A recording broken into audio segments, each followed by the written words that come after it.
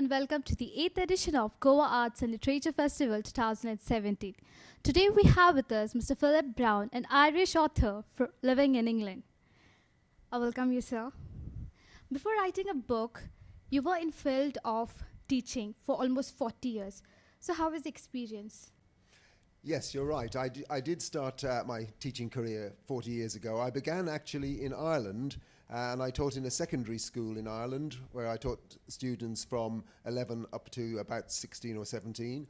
One of my students you might have heard of, he was 12 at the time, and his name is Bono of the U2 band. He's a very famous man now.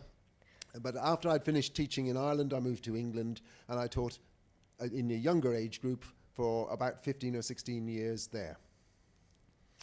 So how did I feel about it? I enjoyed teaching students of all ages. It's very tiring work. It can be quite exhausting, but it's very stimulating, and I miss it still. What difference did you felt in being a teacher and an education advisor? Well, the obvious difference is that a teacher of school children teaches younger people. As an advisor, I worked with teachers. So I was helping to develop teachers' work, and also I worked with they're called support staff. They're not qualified teachers, but they help teachers in schools. And I ran courses and training for them. And obviously, working with adults in some ways is more difficult than working with children, but it's also very rewarding. So as you said, working with children is fun. So what is better, working with adults or children? Children are more fun, I think. Children can drive you crazy. You want to tear your hair out, but at the end of the day, they are great fun to work with. Adults are too, but adults can be difficult. As you published your book, your first book, so what inspired you to pen down your first book? That's a good question. The answer is quite long. In 1986, a long time ago, it was January, it was very cold. My next door neighbor said to me, "Tonight at midnight, I am going to go and stand on a cliff top by the seaside 20 miles away." And I said, "Why? Why do you want to stand on a cliff top in the middle of winter, in the middle of the night?" And he said, "It is the 200th anniversary of a famous shipwreck, a shipwreck which happened near where I live." And I didn't know about this. He said, "I want to be there and I want to remember it because it's exactly 200 years. So I asked him about it, and I got interested in this story, and I decided to explore it further. And then many years later, I wrote the book, which, as you can see, is all about the shipwreck. Okay, so as this book relates of more historical background, so are you interested only in historical background or writing book on some other topics as well? Well, I've only written one book so far, and I'm quite old now, so I may not live long enough to write a second book. But I was interested in the history of this. Researching historical subjects is a bit like doing detective work.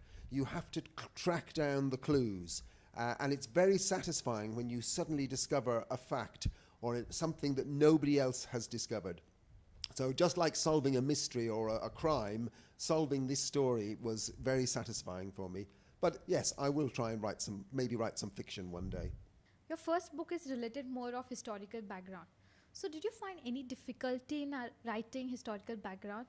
Well, I was an English teacher, and I spent many years telling children how to write, but I didn't try writing anything myself until I was quite an old man. And it is very difficult to write well. You have to work hard at it. And I found it a challenge. And I think if I was to write this book again, I would do a better job, but you have to finish sometime, and so I completed it the way it is. As I was saying from beginning, you were into teaching. So did your teaching experience help you somewhere at least to write your book, at least a bit somewhere? I think it has. One thing I think, as a teacher, I often read aloud to my students. So if we were studying a book, I would read it aloud and try and bring the book to life.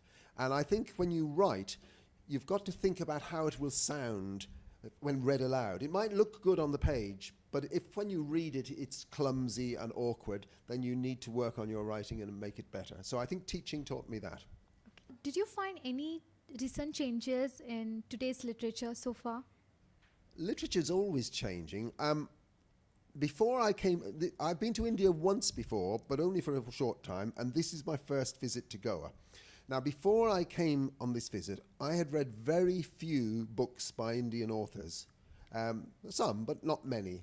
And I think this festival and coming here has opened my eyes to the fact there is such a wealth, there's such a rich tradition of writing in India that I want to explore that. So that will be for me a change. I will be opening a new door and exploring new writing, I hope.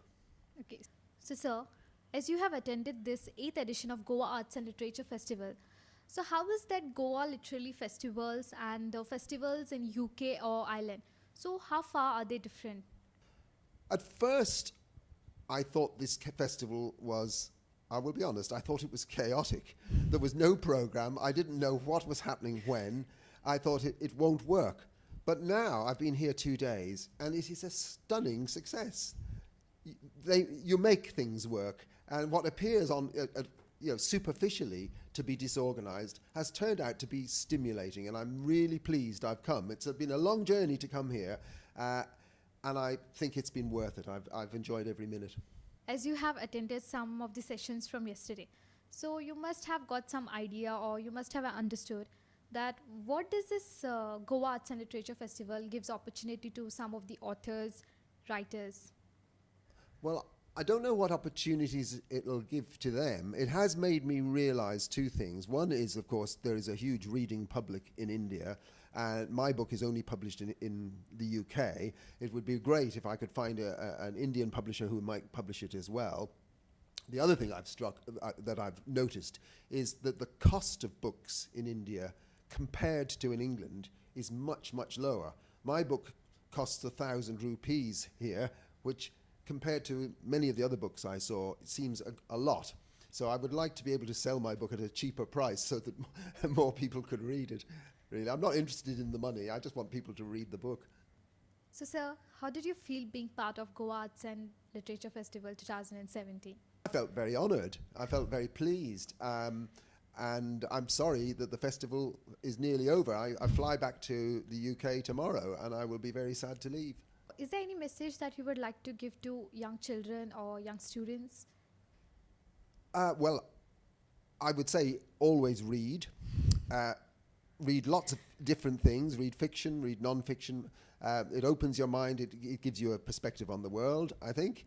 And don't be afraid to try writing. I left it till I was quite an old man before I began to write. I'm sorry I didn't start earlier. I might be a better writer by now if I had. So find time for writing, and once you start, you'll find that it's an exciting and stimulating thing to do. So thank you, Mr. Philip. It was really a great privilege to have you with us today. Well, thank you very much for inviting me. I've enjoyed it. Thank you. So viewers, this was all about Mr. Philip Browne. For now, it's me, Pallavi, signing off for today. Stay tuned for more updates.